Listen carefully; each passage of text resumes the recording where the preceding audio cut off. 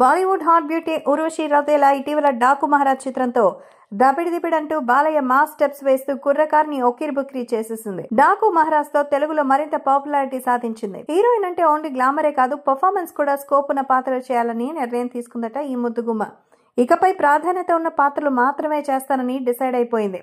మరి ఇంతకీ తాజాగా ఆమెడకు సంబంధించిన ఒక వార్త సోషల్ మీడియాలో వైరల్ అవుతోంది. ఎన్టీఆర్ ప్రశాంత్ నీల్ కాంబినేషన్ లో వస్తున్న ఎన్టీఆర్ 31 మూవీలో ఛాన్స్ కొట్టేసిందట మరి ఉర్వశి.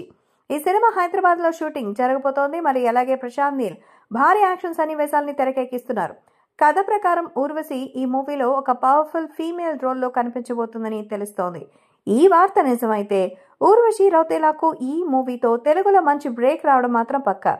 అయితే త్వరలో ఈ సినిమాకి సంబంధించిన షూటింగ్ లో ఉర్వశి జాయిన్ కాబోతోంది.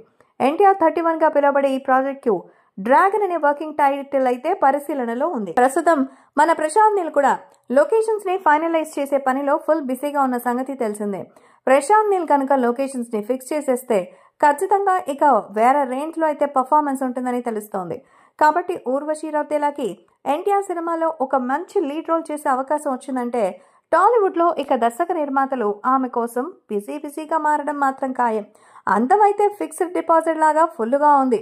అంతేకాకుండా అదిరిపోయే డాన్సులు వేస్తుంది. ఇప్పుడు పవర్ఫుల్ రోల్ కనుక చేసి హిట్ అయితే ఇక రౌతేలాకి ఫిక్స్ అయిపోయినట్టే మన టాలీవుడ్.